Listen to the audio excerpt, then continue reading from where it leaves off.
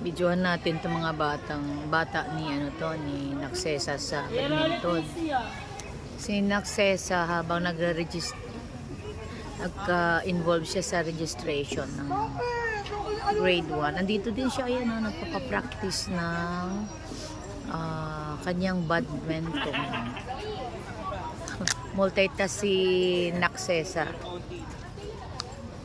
Okay lang ba? Hindi, yung pasin doon. Parang makabuo. Kailangan ng galaba. Diba? O di half day. Madala ko sa pe.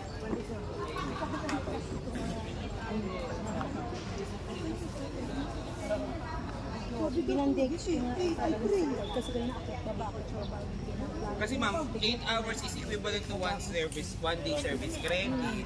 So, mamaya magka-problema naman tayo pag hindi 8 hours. Tapos pag hindi ibigin rent ng DO yung 1 day, magagalit. Kaya dapat talaga.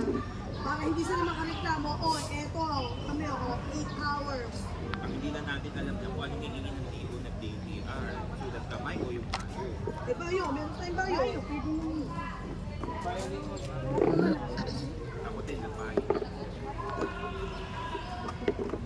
Gagawa doon. Sulat kamay. Ay, sabal kasi yung sigada. DTR, na-printed. Talagang dedikado ang mga bata sa pagsasanay ng kanilang skills. Badminton. Yan ang skills nila.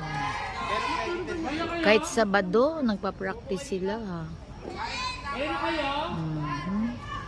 Wala kayo? Ayan, nakakatuwa yung mga batang ito. Ayan naman takbo.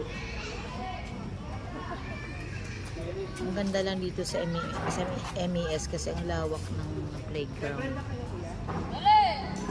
Ang lawak ng playground kaya nakakaboylo sila.